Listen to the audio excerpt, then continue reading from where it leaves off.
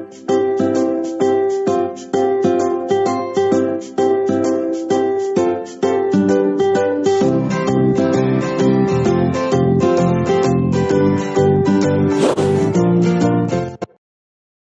everyone, and welcome to today's webinar, Job Purposing and Employee Engagement, Crafting Meaningful Work for Employees.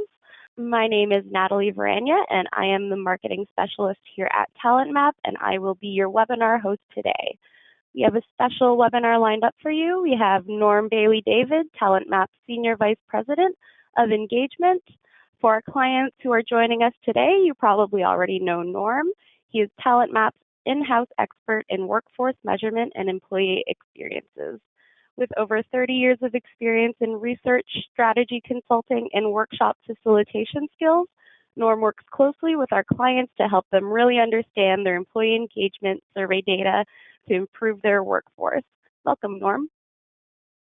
And we also have a special guest with us today, Bea Boccalandro.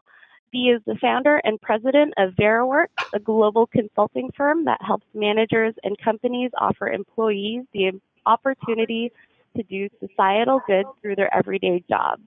She is also the author of the Job Purposing blog, teaches corporate community involvement at Georgetown University, and is a frequent keynote speaker. Bea also conducts research and thought leadership on corporate community involvement and has authored several publications. She also has another book to be published later this year called Do Good at Work. The book discusses how to tactically apply job purposing for employees and HR professionals. Welcome, Bea. Thanks, Natalie. I'm thrilled to be here.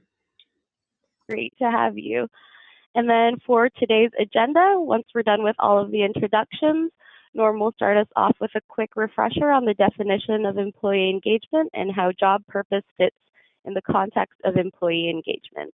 Then Bea will share her insights on why job purpose matters, provide examples of what it looks like in for-profit organizations, and how you can get started. So before we jump in, for those of you who are not familiar with TalentMap, I wanted to give a quick overview of who we are and what we do. So TalentMap is a trusted advisor in employee engagement. We have been in business for over 18 years, and in those years, we have conducted more than 7,000 employee engagement survey projects. Each year, we survey over 1 million employees across more than 500 organizations. At TalentMap, we have one focus, and that's to partner with organizations to improve their workplaces. So we do this using 3 core elements. We ensure you ask the right questions. We uncover valuable employee insights by diving deep into the data and analyze the results. And what makes TalentMap truly unique among the sea of competitors is that we stick it out and make sure you act on your survey results to make real change in your workforce. So you'll see that we've worked with a number of clients across North America in a number of sectors.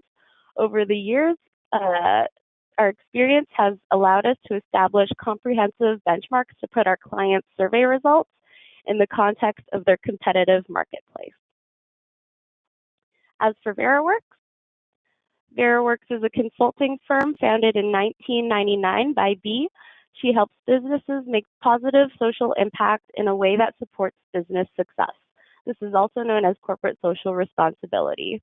Within CSR, VeraWorks focuses on job purposing and making a positive social impact from any job.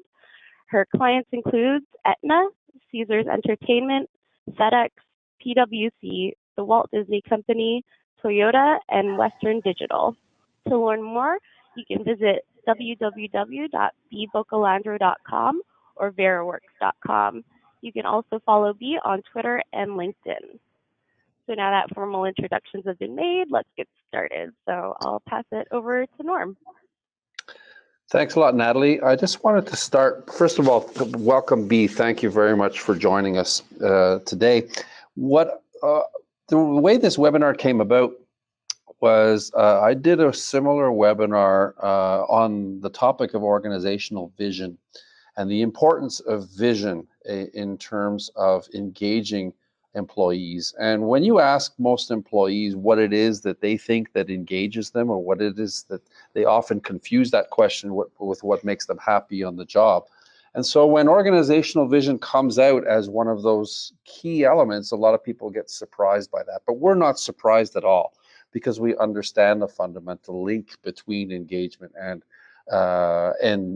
CSR, but more importantly, the wider scope of job purpose. So essentially what I wanted to do is, having met Bea through this process, I wanted to take it a bit further, or take it a lot further for that matter, and really bring on somebody who is a subject matter expert in the whole area of making jobs meaningful through job purpose. So just as a reminder, when we're talking about engagement, I mentioned off the cuff just a second ago that when you ask most employees what about their job engages them or makes them happy or satisfied, of course they confuse those questions.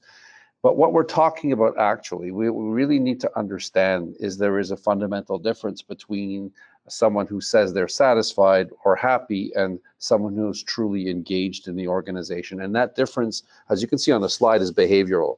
So we use a model called Head, Heart, Hands, which essentially explains the difference and how we get to those different behaviors. And that's what we're trying to achieve in this entire process. So what are those behaviors? Those, think about a customer service experience that was really good. You'll know from that experience that the individual serving you did something extra. They put in extra effort. They took initiative. They bent over backwards to help you. The fact that they did that alone isn't necessarily engagement. The fact that they did that most likely because they wanted to do that and it wasn't part of their job, that's engagement. That's what engagement looks like. That's what we call discretionary effort. And fundamentally, how do we achieve that state of mind, that heightened emotional and intellectual connection that the individual has with the organization? There's two fundamental components: the head, more importantly, the heart. The head is the rational piece. Those of you who've been working with me already have seen and heard this expose quite a number of times, so I'm going to be brief. Really, it's around the heart. And the heart, there's one fundamental premise, and that is that the individual needs to feel that the organization cares about them, and in fact that they're going to care in return. And it's when you have that mutual caring about the organization and its vocation and what it does and how it treats the individual, that's when you have lay the foundations for that engaged individual, the one who's going to go the extra mile. So essentially it works. I'm not going to go through the entire model again, but what I do want to point out is the relationship between organizational vision that you see here circled. There's a number of what we call dimensions that are involved in engagement. And when we look at organizational vision, what we're actually looking at is the relationship that the individual has, the link that they feel between what they're doing on a day-to-day basis and where they see the organization in the bigger picture. Where is it headed? What is it doing? What is it doing for society? And of course, that brings us to the notion of purpose. I'm not going to get into the definitions of that. I'm going to let you do that. But how it drives engagement specifically is when somebody sees a strong purpose, when they feel very good about what the organization stands for, and that they feel they have true meaning in what they're doing, then they're going to feel what we see in that second column: proud in the organization, or pride in the organization, optimism about its future. They'll be inspired by that organization and they'll emotionally invest. And it's those attitudes, those emotions that drive that discretionary effort, that extra behavior. And why this is so important is because when I was talking about the satisfied employee before, you don't have this equation in place. So people are not necessarily going the extra mile. They're not doing those extra things that are going to improve that customer service, improve that performance. But when they do feel that sense of purpose related to the vision, and they are proud and they are optimistic and inspired, they are going to go the extra mile. And of course, when you have a critical mass of your employees all doing that, that's when you see the business results. That's when it pays off for the organization through the customer or citizen experience, through higher retention. People are going to want to stay. They produce more, so there's higher productivity, and that's because they want to do that. There's lower absenteeism, public confidence, etc. So that's how this all links together. So specifically, today what we want to do is we want to look at that element of purpose. And you can see here just that stat on the bottom of the sheet. 73% of employees who say they work at a purpose-driven organization or company are engaged. And when they don't feel that's the case, only 23% feel that engagement. So there's a clear link between purpose and that sense of engagement. One of those ways that we can link that is through corporate social responsibility, CSR. But that, as Bea, you're going to explain, is only a small part of the wider sense of job purpose. What a lot of organizations have in the last 3-4 years that we've seen is that they see that by becoming more and more active in CSR, what they're actually doing is creating that purpose. But there's other ways to do that. CSR is just one way to instill that purpose. And I think with that, I'm going to hand it over to you, Bea. Great. Thank you, Norm.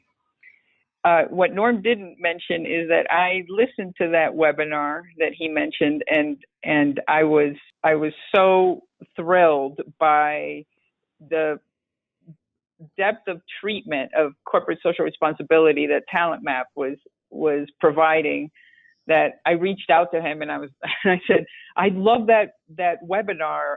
And anyway, and so I'm thrilled to be here because I think this whole area it's often treated too lightly and not with the proper respect. So it's just a pleasure to partner with TalentMap on this.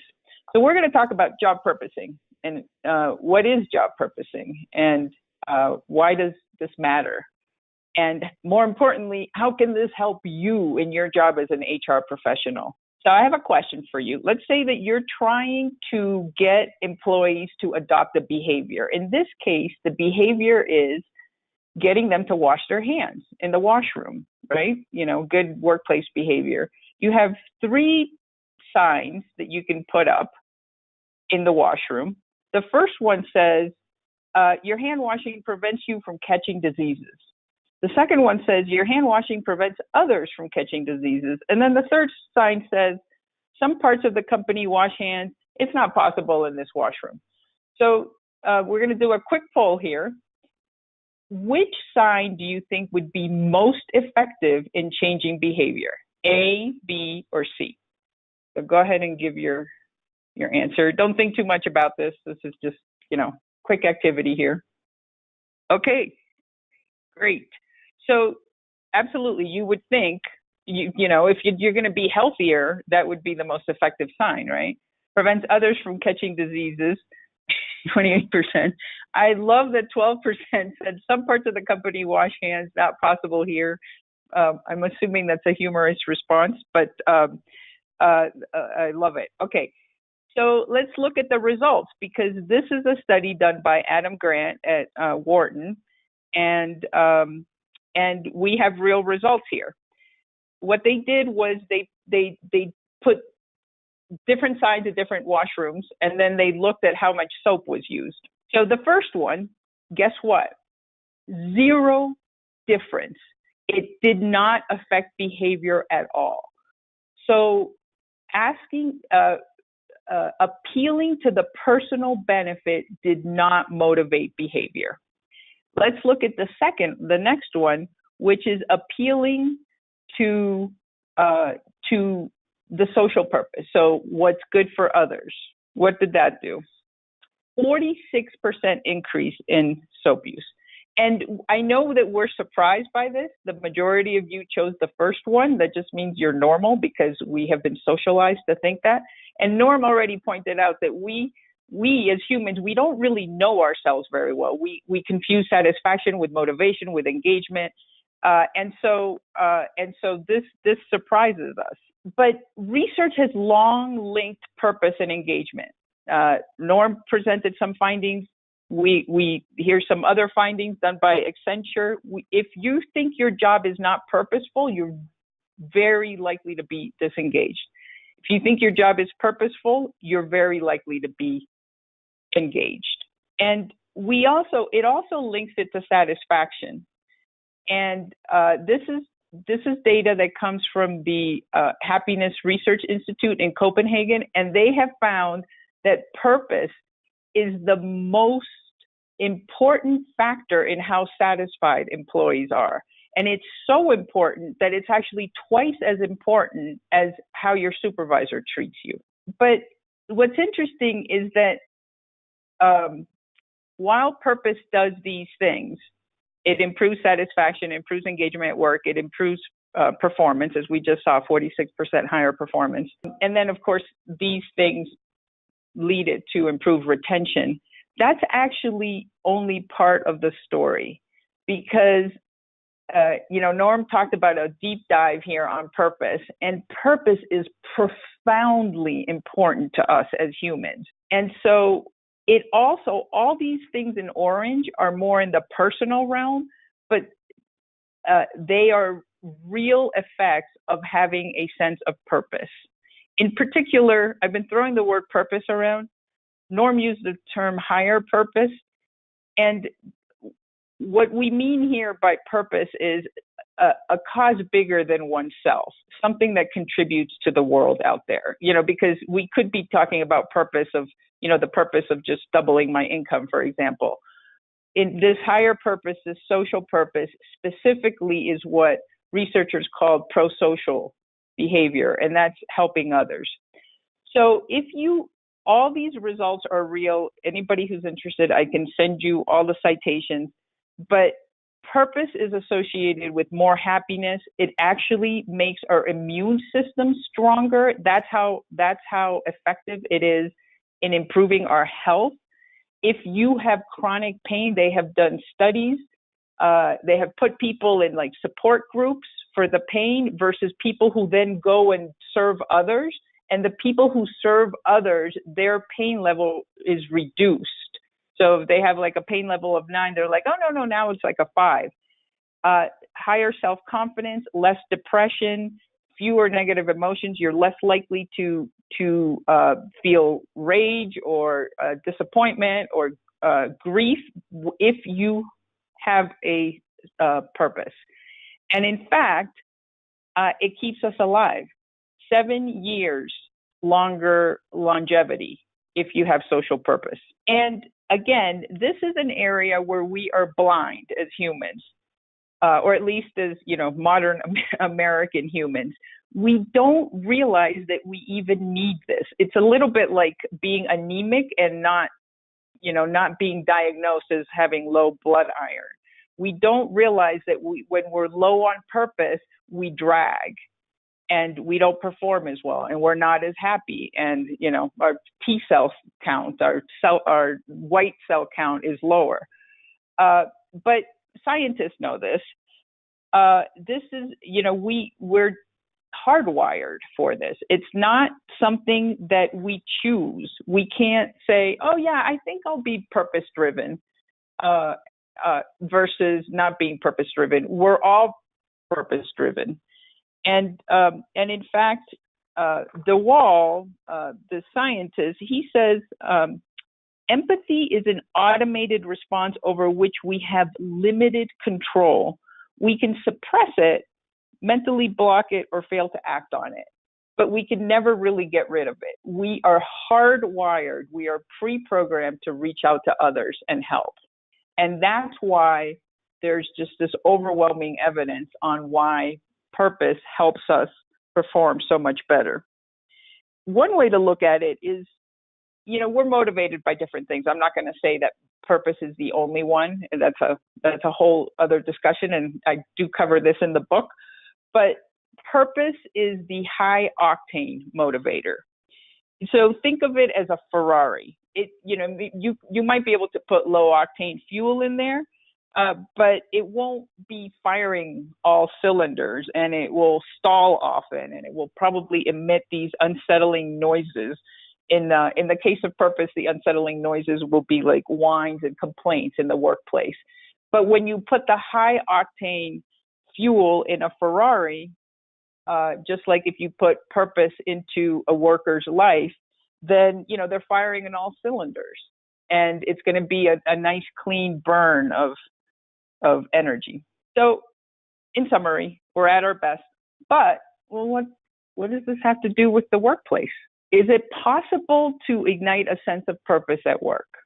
just to start answering this, I'll share some information from a Fortune 500, a U.S. company that I did last year. So we were looking at their employee volunteer program. Now, it's a very sophisticated employee volunteer program that looks very much like job purposing, and that will make more sense in a few minutes. But it truly functions in a way where employees feel that their job is more purposeful because of the employee volunteering. It's not some standalone program that they just do on Thursday afternoons after work. But we asked them, think about your most meaningful experience over the last year. We're competing against, having, giving birth to children and, going to Fiji and all sorts of things. And yes, family was first. Thank goodness, actually. I'd be very worried about us as a society if family weren't first. But the second most meaningful experience for them was the volunteering that they did through the workplace. So could it be this simple?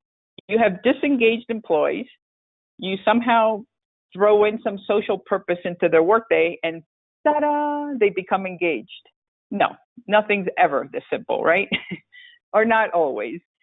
If your job if your supervisor hasn't appreciated you for anything you've done in the last year, and if if there's no one in the workplace who knows your name or cares to ask about your family, social purpose is not going to improve this. It can't make up for fundamental weaknesses in the workplace. However, if you have low engagement, or not even low, if you don't have high engagement, and there's that last 30% of people, that last 40% that just seem stubborn in becoming engaged, and you have most of the fundamentals in the workplace, it's never going to be perfect, but because you're associated with TalentMap, I know you're working on it, and you still can't get that last umph of purpose, then this dynamic probably explains it.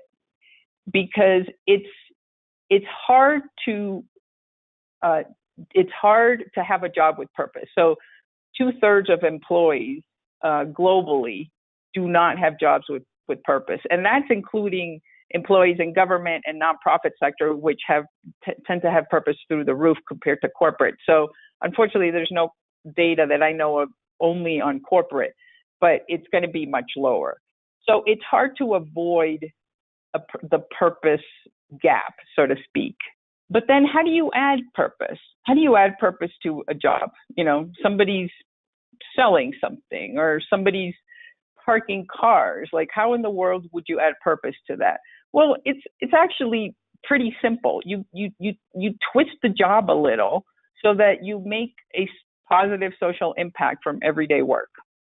What's an example of this? And that's the definition of job purposing.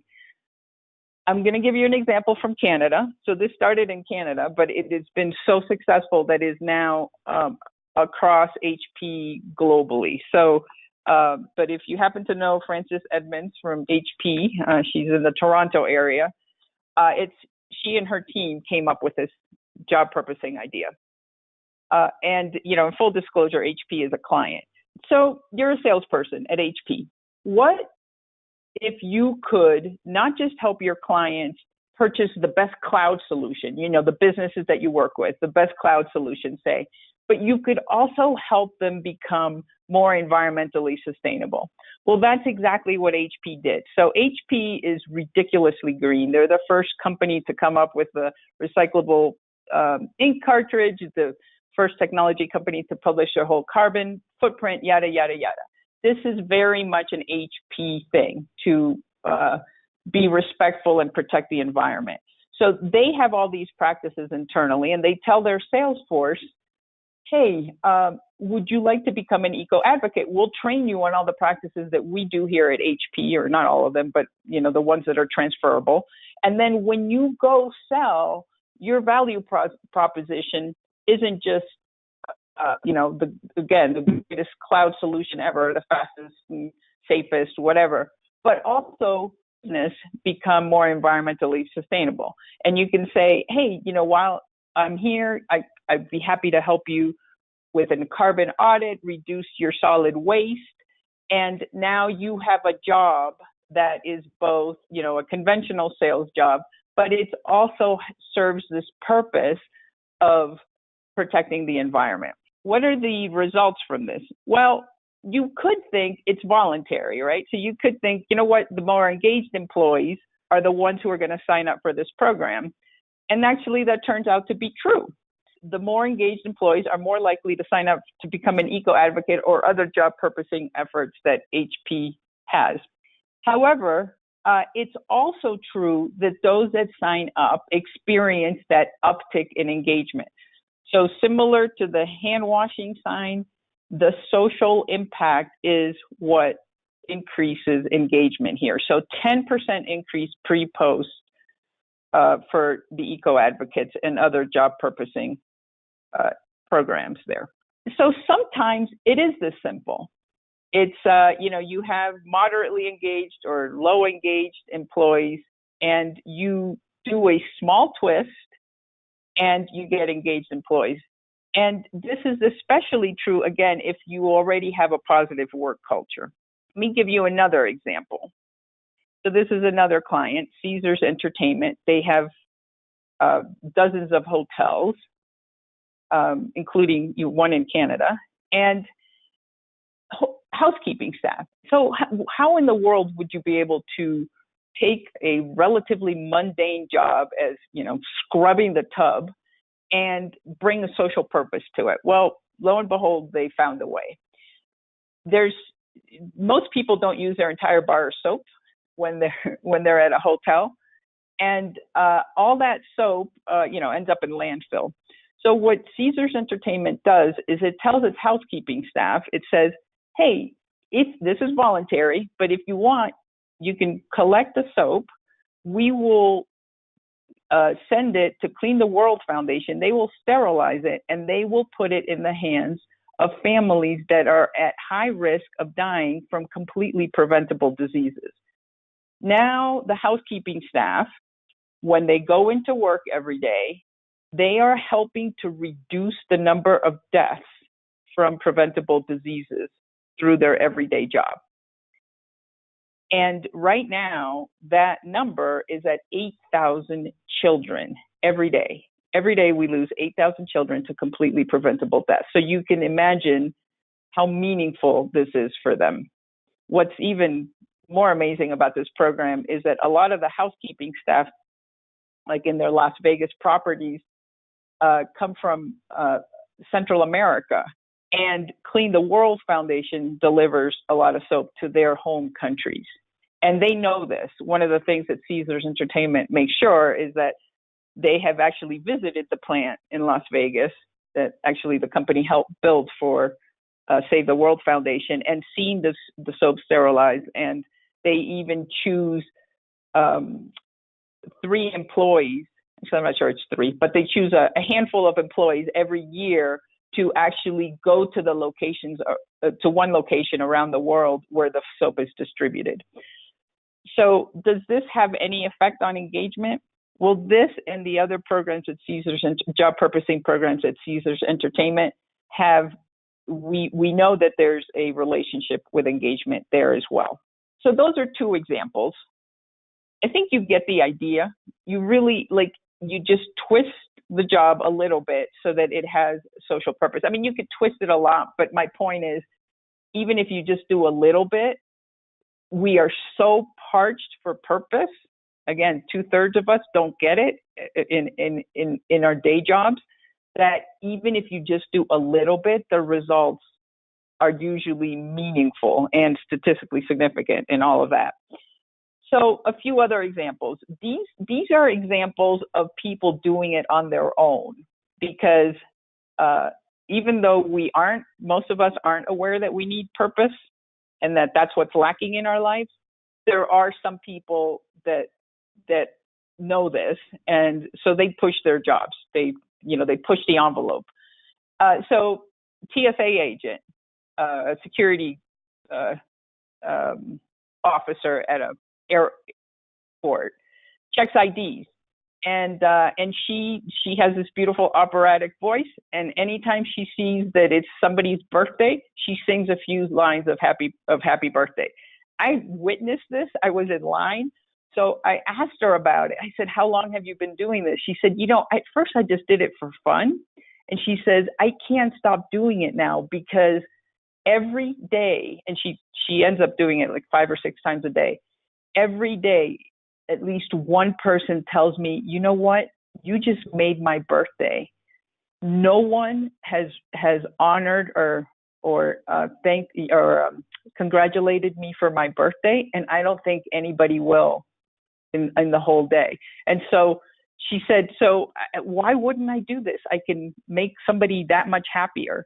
So this is job purposing. She just gave people this nice little gift. A parking attendant decides, you know what? It seems to me that a lot of these cars that I'm parking have bald tires, and I could do something about this. So he measures the tire tread, tells the owner if the tread is low, and now, ta-da! Every day he works, he's minimizing highway fatalities. You get the idea. There's a safety officer at a manufacturing plant in West Virginia in the U.S. that makes small donations to the food bank, which happens to be right next door to this plant. Every day that the plant workers have no safety violations. This simple change, talk about difference in engagement, increased or decreased rather safety violations to the point that this plant became the safest Bayer Crop Science, which is the company, for that year and for several years in a row, actually as long as I could tell, until all these other plants started adopting this. So when individuals were told, be safe for your own health, similar to the soap, they were relatively safe. But when they were told, hey, be safe because there will be families that will be able to eat because of you this winter, over 300% compliance with improvement in compliance with safety procedures. So you get the idea. If you have an example of how a job is purposed at your company, it can just be one person doing this, or it can be an HR policy. I'm sure that others would love to hear about it, including me. So feel free to type it into the chat. We'll see if we come up with any. I should tell you that this is very simple and not at all easy. So I wouldn't be surprised if actually we can't come up with any examples. It just takes a little bit of effort to do it. And the reason it's not easy is because we're not looking for this in the job place. This is a brand new slide. I literally did this analysis 2 weeks ago. And it's a European firm. And what we did was we did the perfect experimental design study. We invited employees to job purpose or to a job purpose program. They all had the same level of interest. We chose the same level of interest. We randomly split the group in two. Half of them did the job purposing, the other half didn't. And so we had a nice control group. 6 weeks later, 13% difference in engagement.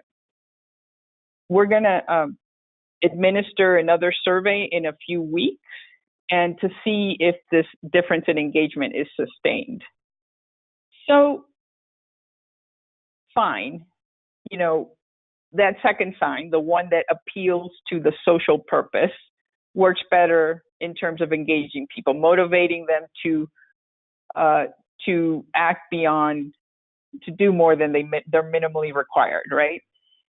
But there was a third sign, and some of you actually chose it. So the third sign said, some parts of the company wash hands, not possible in this washroom. Now, the reason so few of us chose it is because it's pretty wacky. I mean, you would never expect that this would improve behavior or get people to wash their hands more. But guess what? This is exactly what we do in most companies.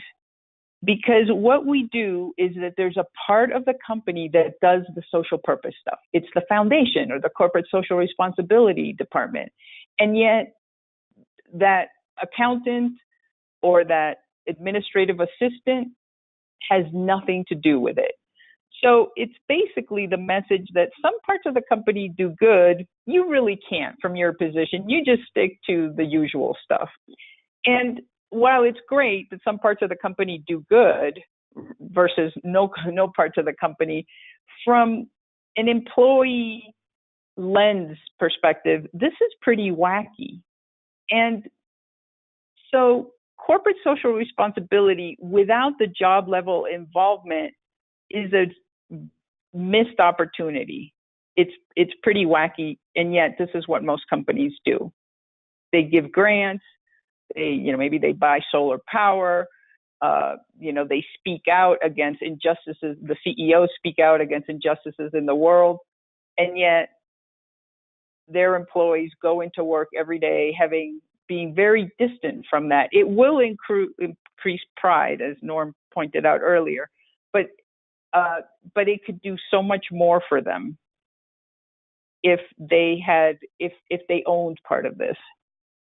So when you think about purpose in the workplace, it's the high octane fuel. It's what will bring out the absolute best in your employees. More importantly, though, I think if your employees are human, then they really deserve to feel a sense of purpose, to feel like their day mattered, to go to sleep saying, wow, I did something meaningful today. Thank you very much. Here's Norm put in an example. One of the CEOs at a hospital client routinely tells cleaning staff and orderlies that they play an integral role in the reduction of C. difficile and other hospital-borne diseases. This is a great point. And actually, you know what? Before we get to questions, I'm not really sure how I skipped over this slide, but it's kind of an important one. So I'm going to go back to it. Where did this slide go? Okay. Love that example, Norm. And let me just give you guys a few things to get you started on this, because again, job purposing it's very simple, but it's not easy to come up with ideas, which, is why I am completely fully employed. When you're looking for something a twist to make, there are 6 things that make the job purposing effective.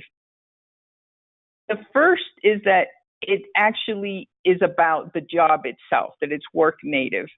I have run lots of data for companies where they're like, well, we want to see if our board service program increases engagement. Well, it typically doesn't, because it's just a manager and they go and they have this wonderful experience serving on the board of a nonprofit, but they don't relate it to work. It improves their lives, I'm sure, but it's like a good vacation. When they come back to the workplace, they're still at the same desk doing the same, purposeless things. And so it doesn't end up with an increase in engagement. And this finding is not from one company, the one I just shared with you. I mean, it's not always board service, but it's these disassociated volunteer events. I have replicated this now at 14 different companies, including 6 Canadian companies, by the way. So it has to connect to the job somehow, even if it's just by involving coworkers, that helps. The second is that employees feel a sense of ownership on the job purposing idea.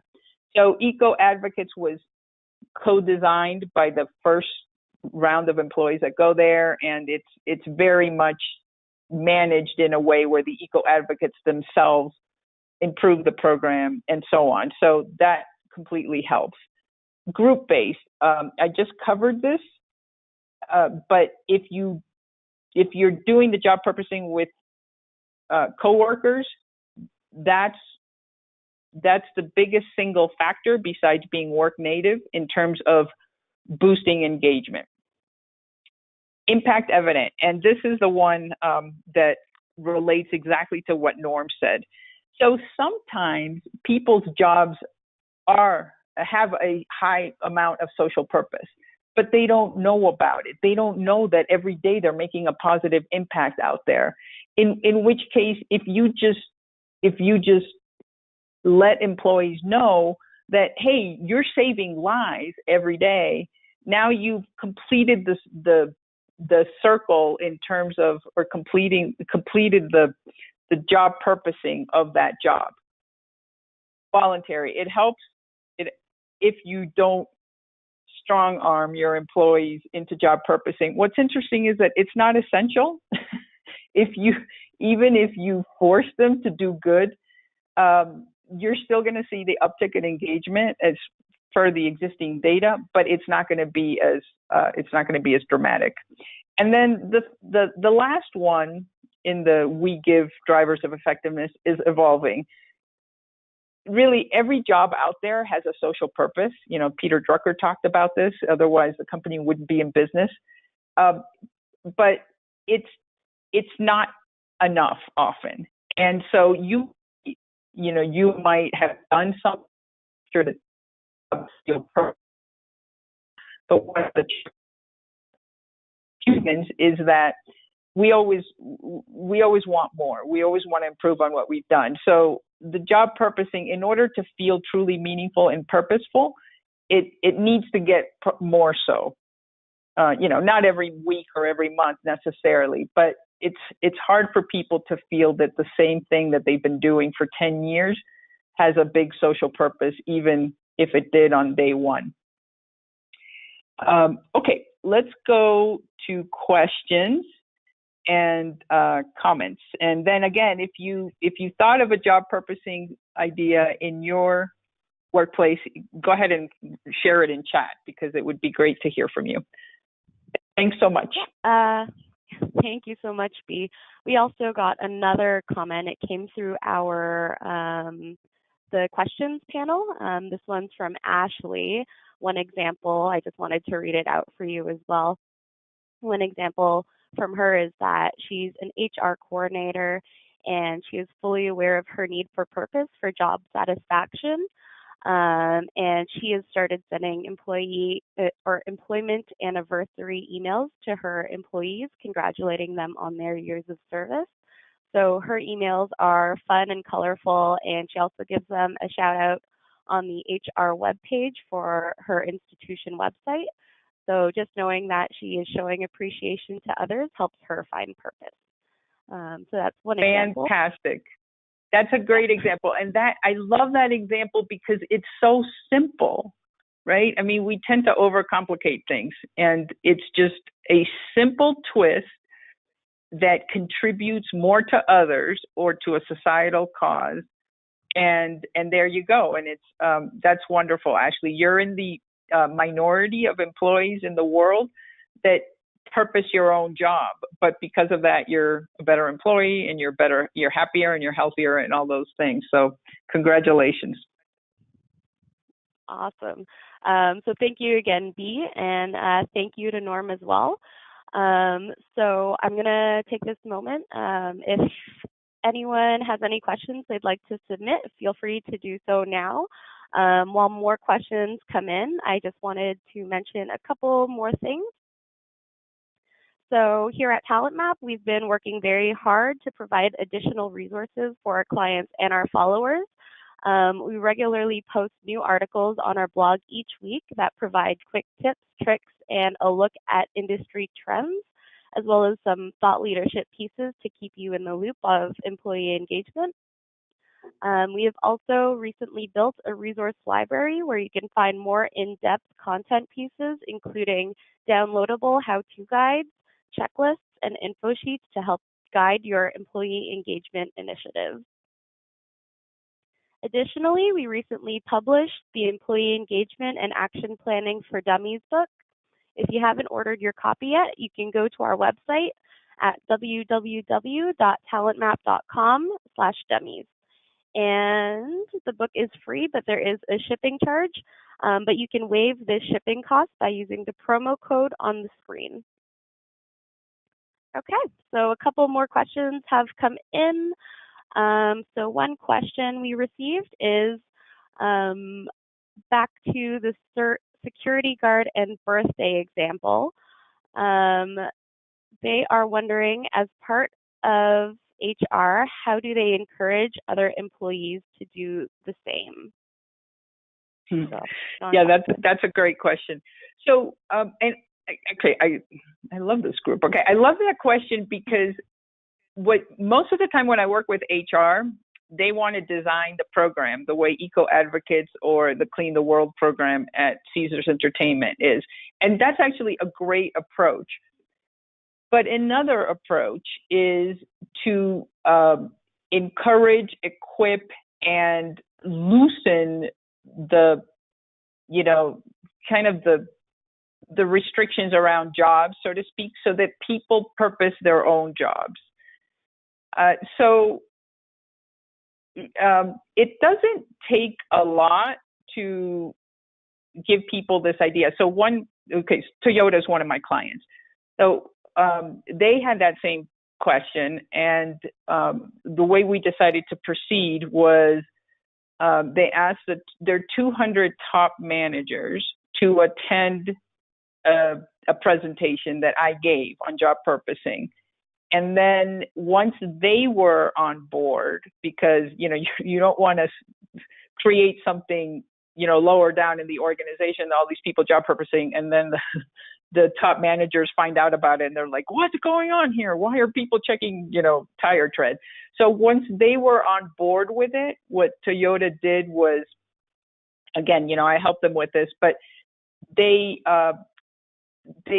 looked at their employee development plans and they incorporated items there around job purposing.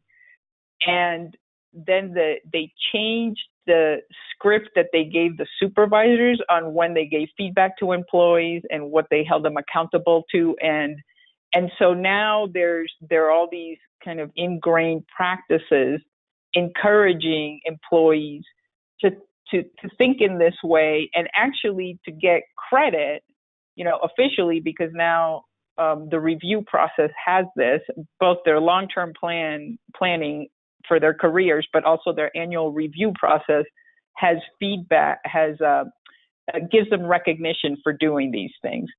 So, and, neither of these, the two main things that they did was get the top management on board, which they did very quickly, actually, and then institute a few changes to their development plans and to their career plans so that this was part of the conversation. Didn't really, it wasn't a huge amount of effort to do either one of these. We also know, I can't share exactly the stats, but we also know from the Toyota example, we asked managers, how this was going after, 6 months or 7 months after it was launched. And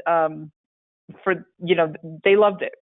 I mean, they had control on it to a large extent, so it felt low risk. But right after the presentation, they loved it. And that's relatively easy to do. I can say that as a presenter. The ideas are always beautiful, right? But when you go to implement them is when you run into problems. But the good news is that we know from a follow-up survey that even when it got into implementing it,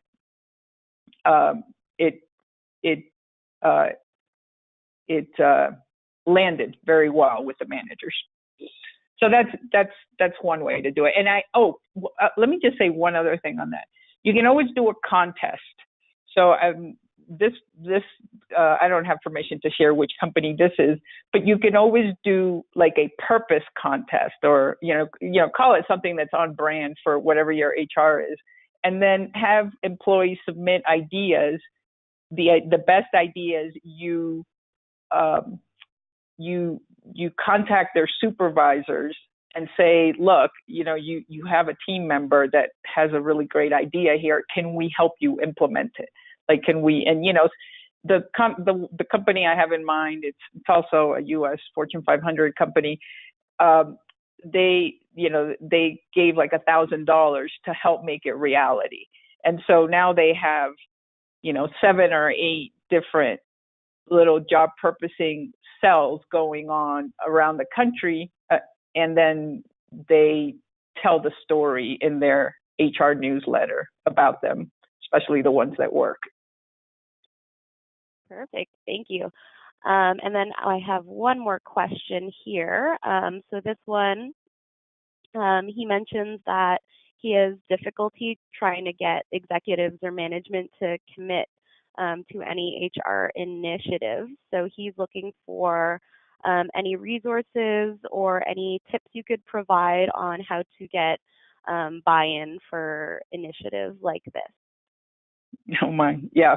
I spend a lot of my life on that. So a few tips. First of all, I've learned over the years, I advise CEOs on this, so I'm often, across a table from, the COO who's like, or HR as well, who's like, well, this is off mission, do we have to meet our numbers or that sort of thing. So one thing I've learned is that, first of all, that skepticism can be very helpful. I try to not fight the skepticism, but to actually go with it. So not too long ago, it wasn't HR, it was operations. A COO of a company said, this will never work. It's off mission. We have to meet numbers. And my response was that might be the case. I don't think so, which is why I'm here. Which is why your CEO brought me in, by the way, but why I'm here. But you might be right. Who knows? So let's just measure it every step of the way.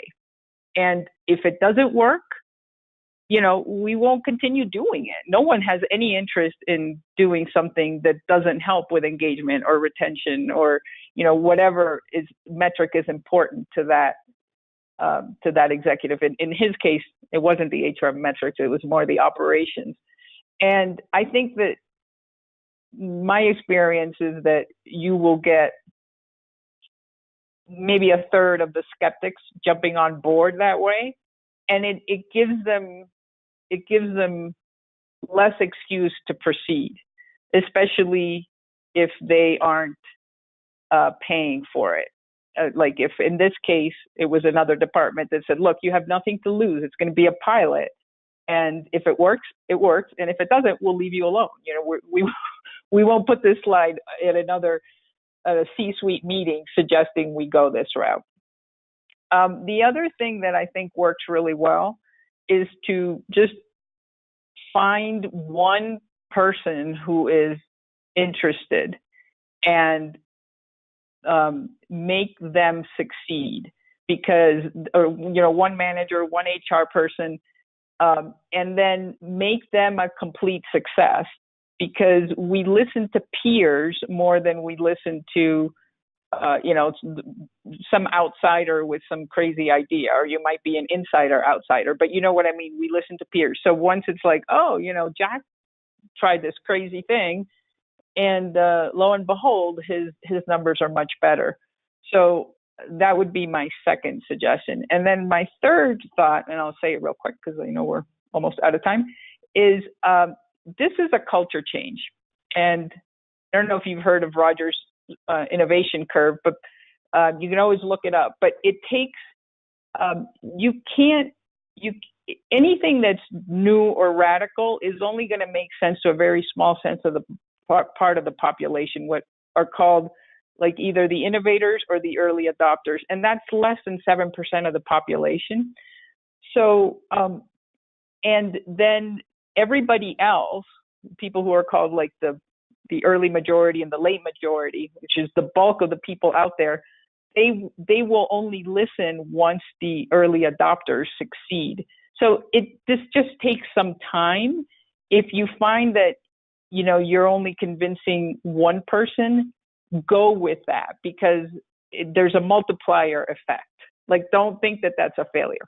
Okay, I am now going to shut up so that we can wrap this up.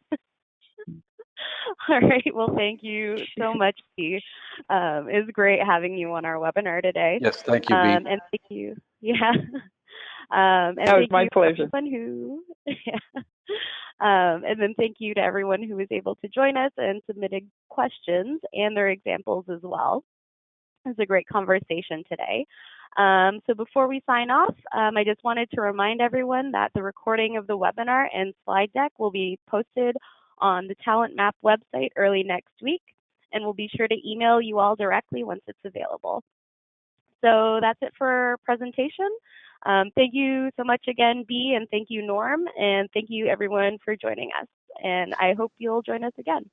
Bye for now. Thanks, everybody. Bye for now. Have a wonderful day. Thanks a lot, Bea.